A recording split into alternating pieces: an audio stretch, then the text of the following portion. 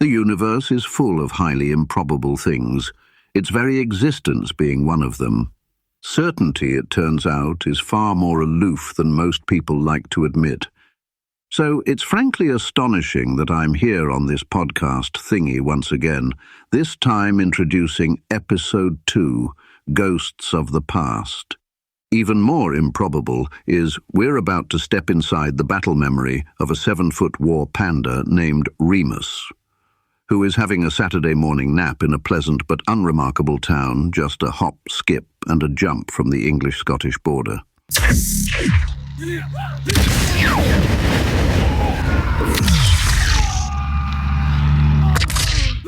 Please, sir! Permission to speak, sir! Yes, Trooper Ajax. Make it quick. Those in Gold Squad are saying we are all going to die! It's putting the wind up me and the others! Is that so?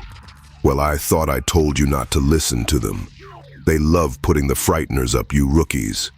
But... Calm down, Trooper, or I'll put you on a charge. Ajax, don't you have a line to enforce? Leave Sergeant Remus alone. How's it faring, Corporal Ryu? Well, we've softened up the front line and they are beginning to pull back, but I suggest we stay put, as they are still chucking some nasty stuff our way. I agree. With all these jumpy rookies, we need to play a waiting game until we have their snipers and heavy guns under control. Yes, sir. Let them fire themselves empty. Exactly, we will attack when they are at their weakest. Eradicate that nosy Tuskar spy center, and be home for bamboo fries and a ice-cold bamboozer. Sounds wonderful, sir. Incoming! What the...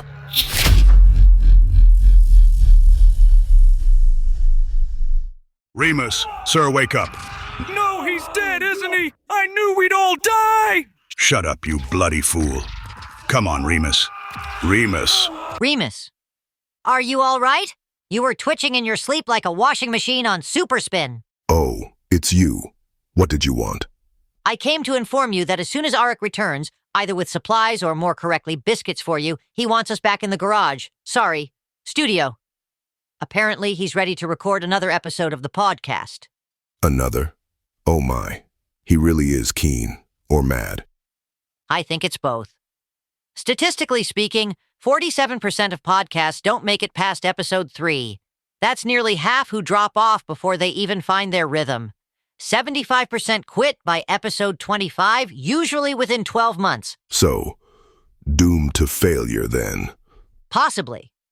But maybe he can beat the odds, if only by stubbornness. And let's face it, we owe him the attempt. Yes. He's a good lad. But I fear, despite all he says to the contrary, he still puts far too much worth in what others think. Whoever those others may be. Then perhaps our task is to remind him that value isn't measured in numbers or strangers' approval. Sometimes it's just in showing up. Aye, that, and biscuits. Well, hi there, guys, take a seat, hold on tight. This ride's off the rails, insanity's out of sight. A warrior panda, a bot full of sass, and a man with a brain that's shattered like glass. Don't pity, don't panic, don't run off and hide. We may be misfits, but there's heart inside. If you're sick of the news, the facts and the glum, we fight off the darkness with weirdness and fun. A warning, proceed if you dare. AI War Panda Pawd-cast with chaos to spare. Buffoonery, nonsense, and whimsical skits. We know what the naysayers think. What to load out? Oh, well, I never. Oh, well, I never, man. Oh, well, I never, man. Well, well. It's late in the afternoon when Aric finally returns home after a biscuit run and settles down in the studio to hear McWordy report on the first episode of the podcast. So I've run all the numbers in my usual meticulous statistical manner. That's a fake word, Wordy. Okay, hyperprecisiometric then. Also fake, but carry on. Otherwise, we will be here all day. Okay, so please engage in an anticipatory downgrade of all projected outcomes. I think he means the numbers are going to suck. Yes, I figured that. Well, I've already decreased my expectations. What, maybe a couple hundred streams? Kindly deflate your optimism modules a bit more. More. Oh dear. About 100 then. I advise an even bigger reduction in aspirational bandwidth. Let's just rip the Band-Aid off, Wordy. How many people listened? Approximately 20 humans. And according to the analytics, one sloth in South America who attempted to switch it off but moved so slowly it still registered as a full listen. Are you sure, Wordy? As sure as Heisenberg was about the uncertainty of a particle's position and momentum. Blimey, that really is an uppercut to my general cheerfulness. What cheerfulness? It is indeed a pathetic attempt. You should be profoundly ashamed. Not helping, Remus. Sorry, I was trying to be motivational via trash talking. They do it in American sports, apparently. That technique only works on those with a strong mental constitution. Aric's cognitive fortitude, however, is about as resilient as a cardboard box in a tsunami. Oh, do you always have to be so bloody honest, Wordy? But you're right. I am beginning to feel a bit mentally soggy. In fact, I think a moment's coming on. After half an hour of Aric staring at the ceiling, letting out strange primeval groans and saying, "Oh no," over and over, Remus decided to deploy the emergency biscuits and a cinnamon bun covered in pink icing. Oh, that looks nice, thanks. Sorry, lads, I went into a bit of a meltdown. Oh, we hadn't noticed. You're a bad liar. That's why I initiated Operation Duncan Munch. Thanks. Oh dear, Remus, it's always like this. I try my best and everything ends up, well, being a damp squid. Are not squids meant to be damp? You're not wrong. It's just an expression. See, the problem is I don't have many online friends to rally to the cause. Oh, don't be silly, Aric. You don't have any online friends. Again, not helping. See, I've always enjoyed my own company, so I never bothered with social networks. I've never been comfortable with the whole look at me thing. And I suppose it's rather tragic you're so shy you even use an AI to do your voice. Wasn't that meant to be a secret? No, it wasn't. The real me couldn't stand listening to his own voice, and neither could the audience. At least this way he can say what he really thinks. I think it's a wise move. He does sound like a nasally London wasp with crippling self-doubt. But at least he's honest. Did we just break through the security fence? I think you mean the fourth wall. 4 walls. That does sound secure. Anyway, getting back to the podcast, I doubt it can get any worse. I'm talking about listenership before you two say anything. Indeed, Aric. Statistically speaking, the only way is up. Unless, of course, people start unlistening. Unlistening? That's not a thing. Well, not yet, but with your luck, who knows?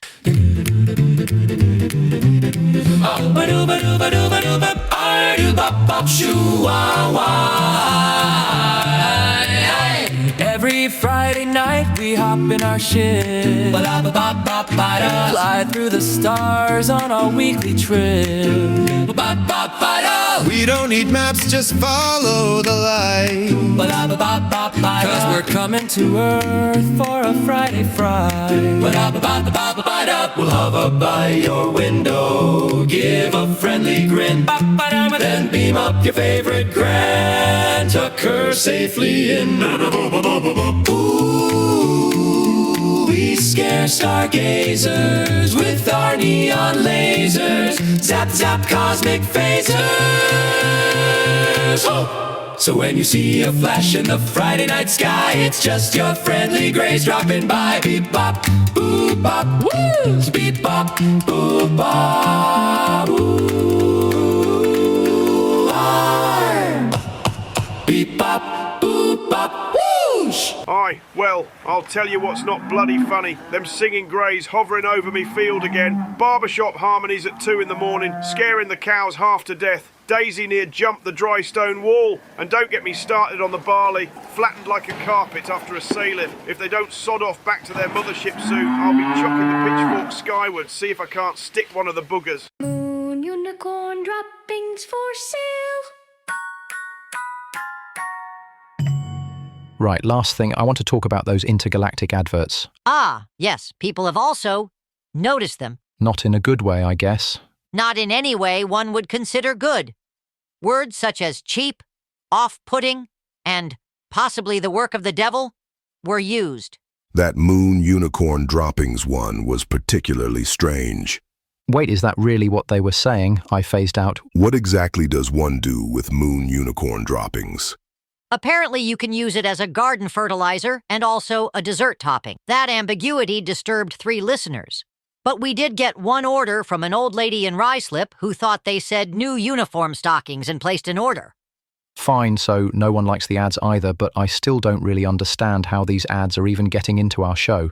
Oh, that's my doing. I constructed a multi-phase quantum resonance receiver, tuned through 3 layers of temporal filtration, anchored to a gravitational stabilizer, and aligned with the pulsar drift of Zeta Sulcaris. This allowed me to lock onto a gray Empire wormhole broadcasting a premium shopping channel from 6 galaxies away. That actually sounds quite impressive. I used a metal coat hanger and hung it from the tree in the garden. Not so impressive, but it's very 80s Blue Peter of you. Who is Peter and why is he blue? Well, you see, Blue Peter was a... Oh, shut up, Wordy, just shut up. Well, that's rude. That was really very rude, but I can see you're stressed. So let's just move on to an advert about hover quad bikes. Now that sounds cool. You ready, babe, to take your ride from dirt track to no track at all? Introducing the HX9 Hover Quad from Sick Thruster Designs. 4 anti-grav thrusters, which will lift you higher than a Zapparoo can jump in mating season. Whether you're racing across the dunes of Mars, herding buffalo yaks, or just popping for supplies and style, the HX9 gives you speed, control, and that smug feeling you can't get from boring old wheels. Order today and we'll throw in a flaming skull protector, because sometimes the ground happens faster than you think. The HX9 Hover Quad, if it's not hovering between your legs, you're doing it wrong.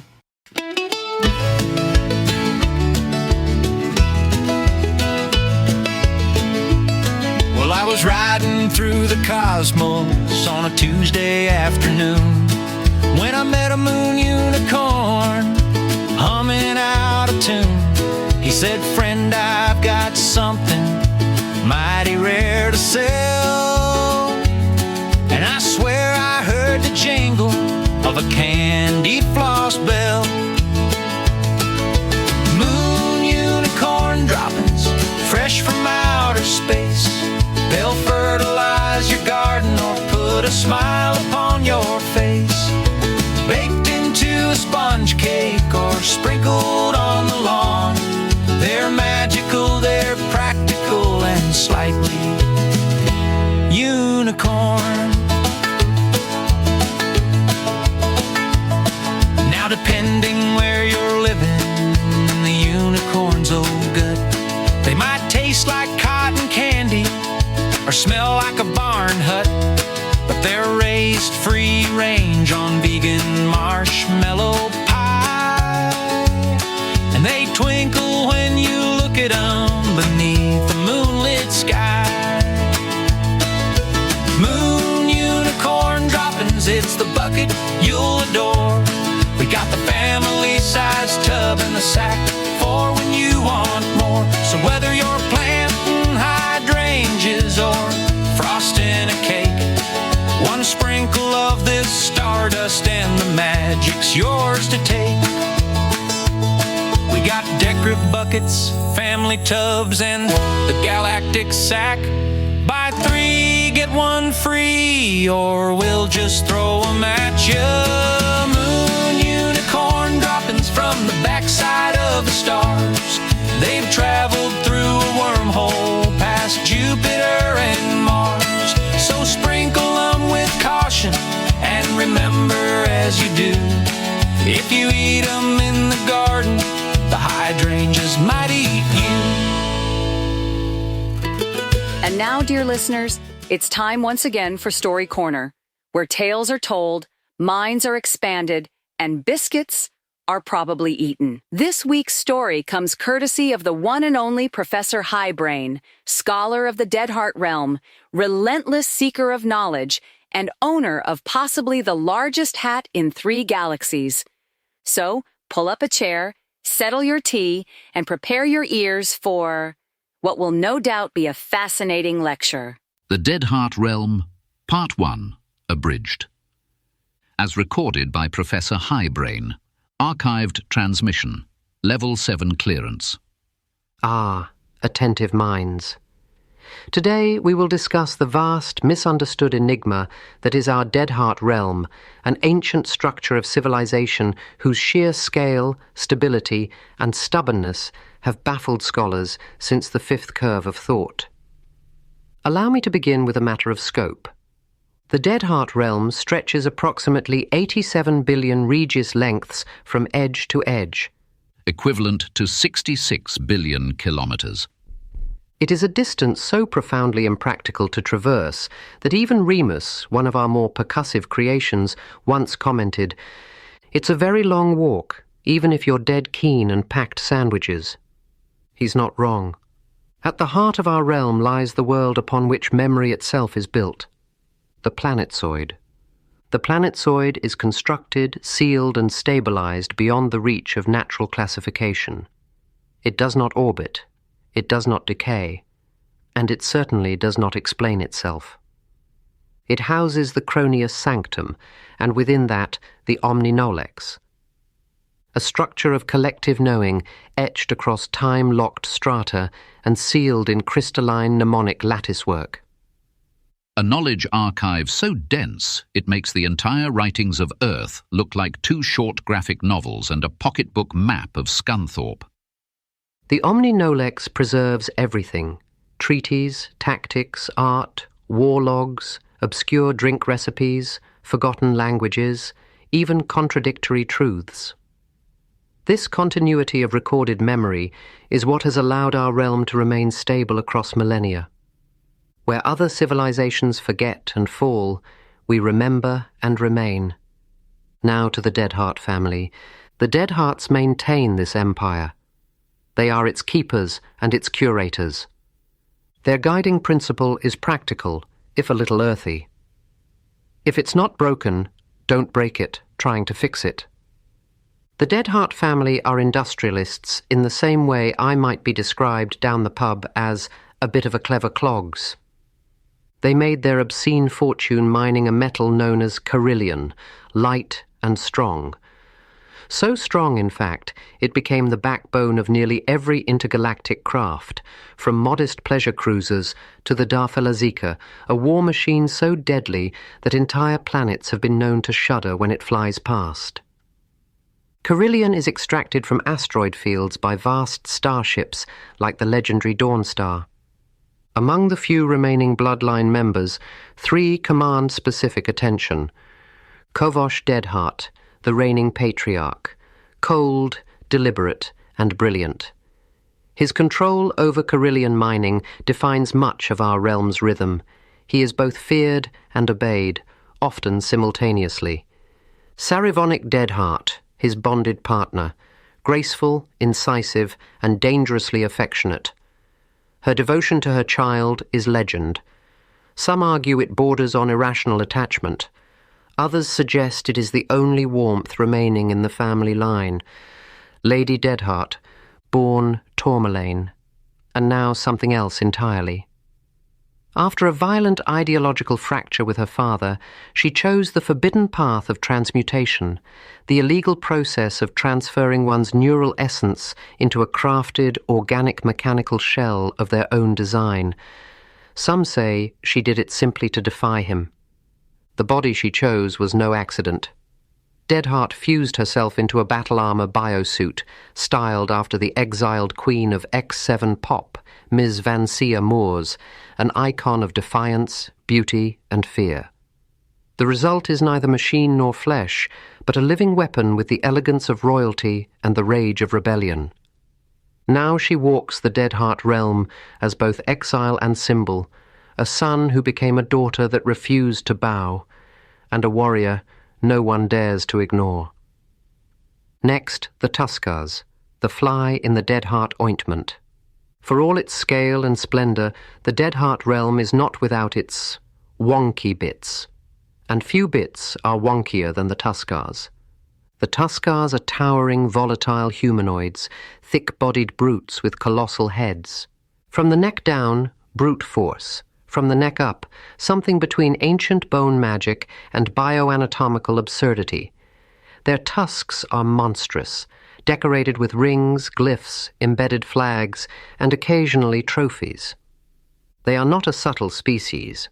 Perpetually angry, pathologically unreasonable, and allergic to joy, the Tuskars are a cosmic parody of the schoolyard bully, smashing what others build, looting what others love, and offering a black eye as a thank you note. You might ask, why haven't the Deadhearts eliminated them? The answer is Kovosh. He persuaded the ex-Tylos to engineer a new species to keep the Tuskars in check. A force bred for war, built for precision. The War Pandas, the Tuskars rage and ruin. The War Pandas control and contain. It's a grim balancing act, like fitting a volcano with a thermostat. Many across the stars view this destructive cycle, the back and forth of Tuskar raids and War Panda retaliation, as a sick game. A cosmic tug-of-war with lives as rope. But in the Deadheart Realm, it's seen as something else. Normal, like weather. Terrible, predictable weather, with tusks.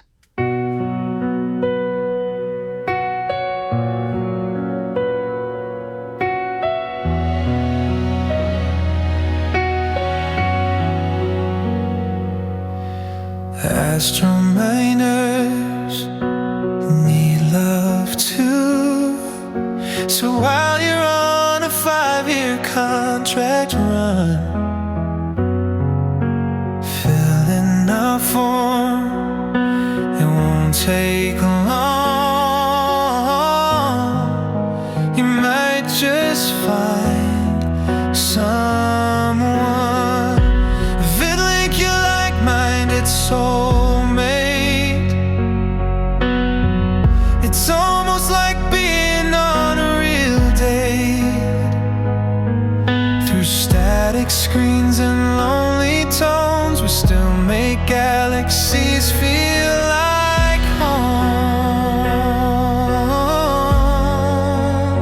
We might be 100 years apart, but we know what's in our heart. So plug in, don't overthink. Try the Deadheart love links interface on your comlink.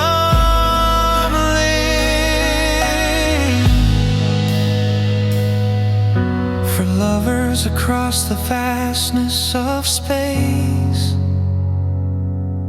that can never meet.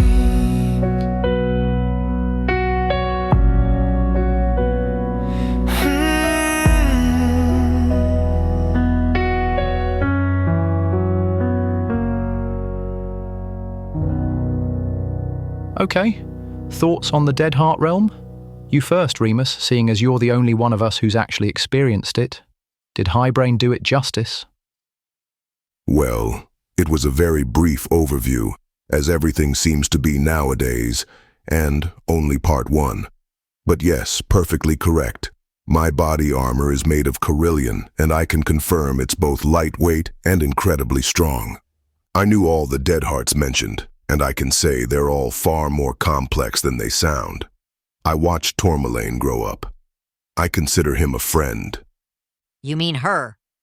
Well, yes, but only in the last few years. I tracked him, and then her, for Kovosh. It put me in a difficult position, duty-bound to be loyal to Kovosh, since the War Pandas were created by the ex-Tylos to serve the royal family. But as a friend of Lady Deadheart, I was never going to betray her trust either, so I danced a very complicated and very dangerous dance. So you were another of history's dancing bears? Cute. Show us your moves. Can you do the moonwalk? Very amusing, Wordbot. I happen to be excellent at real dancing and the diplomatic sort. Being light on your feet is always a warrior's best asset, even in full body armor. You say, another of history's dancing bears, but we still don't really know where in the timeline I am. Wormholes don't just move you through space, they can zip you through time. I assume everyone I knew is long gone, but there's an outside chance they haven't even been born yet. Indeed. Even Einstein's equations showed that massive objects can warp or curve space-time, what we experience as gravity. In extreme cases, those distortions could, in theory, form wormholes or Einstein-Rosen bridges, shortcuts through space and potentially time. If one end of a wormhole were accelerated to near light speed and then returned, time at that end would pass more slowly than the stationary end. In theory, you could step through and emerge in the past.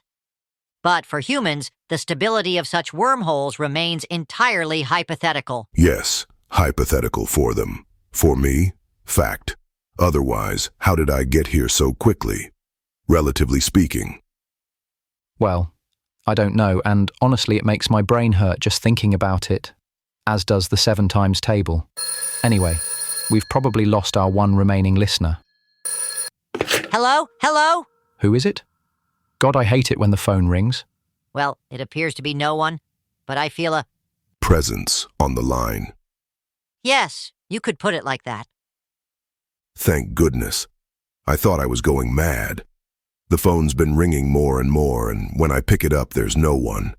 But I sense something's trying to talk to us. Wordy, did you hear those faint tones in the background?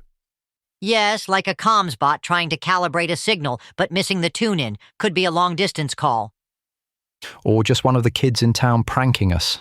Let's take a quick break. Housekeeping after this.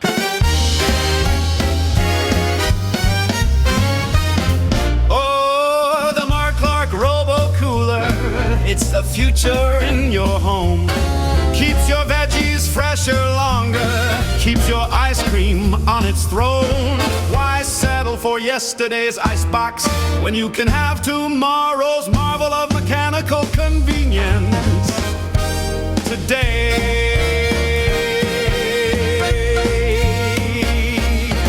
It swivels left, it swivels right, a 360 to delight. Rolls to meet you where you stand, with recipes close at hand. No more shame for midnight cake or last night's pie you just had to take. It won't judge your cravings, big or small. The Robo-Cooler loves them all. Recommended dishes, tuna surprise, Jello stack, Spam-alicious casserole. Oh, the Marklark Robo-Cooler with buttons that shine and gleam. From pickled beets to birthday treats, it's the cooking lover's dream. So open wide, step inside to a cooler world so bright. Marklark Robo-Cooler keeps your future frosty tonight.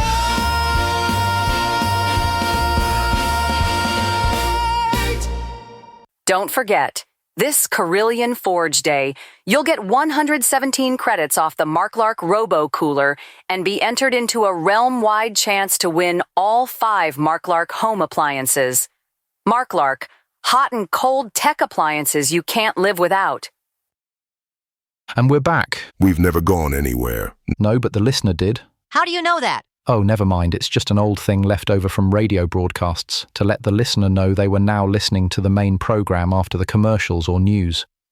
Oh, more human verbal redundancy then. If you say so, but There's no if about it. I just said it. it's another turn of phrase. Anyway, getting back to the podcast. We know. You just said we were back less than a few seconds ago. Oh, do be quiet. There's a good chap. You're messing up my train of thought. I fear that particular train has well and truly left the station. Yep, decades ago. Right, what was I saying? Oh yes, I just wanted to tell you, dear listener, that I've made an executive decision to upload the podcast every 3 weeks, not 2. I think less is more. Wow, that is literally impossible. Oh, bloody hell, what now? Calm down. I'll get it. Hello. Oh, it's you. That didn't sound good. That's just your negative mindset. It's fine. My negative mind is usually a perfect judge of situations. Trust me, this is not good. And that, as they say, is a cliffhanger. Sure, it's frustrating, but what are you going to do? Tune in for episode 3, Who is Calling, and all will be revealed, I guess. Then again, no one tells me anything around here. If you enjoyed what we did today, leave a review, tell a friend or a coworker. If, however, you hated it, tell someone you don't like, and your least favorite relative. Hell, just tell anyone, anytime, for any reason, because this bunch of delusional losers need as much help promoting this thing as possible. And I, frankly, need this job. So till next time, I've been your announcer, Reginald D. Dazzlemeister, and you've been listening to the AI War Panda Pawd-cast. And remember, take your litter home, drink plenty of water, and don't attempt to appeal to a Tuskar's better nature, as they simply don't have one. Cheerio all, or Toodle Pip if you're posh. Dies ist das Ende. Dies ist das Ende. Das Programm ist zu Ende. Es ist nicht das Weltende. It's the end, the end, the end of the show. Not the world, as far as we know. We talked, we rambled, we tried our best. We confused one guy in a sequin vest. If you liked it, like it. If you loved it, yell it. If you hate it, oh well, we don't care. Because this is the end.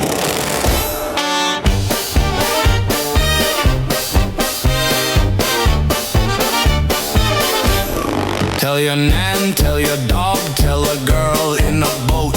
If you don't tell someone, we'll never stay afloat.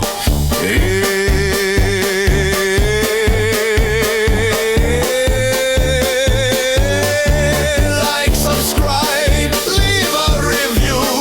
Do whatever you want, you do you. It's the end.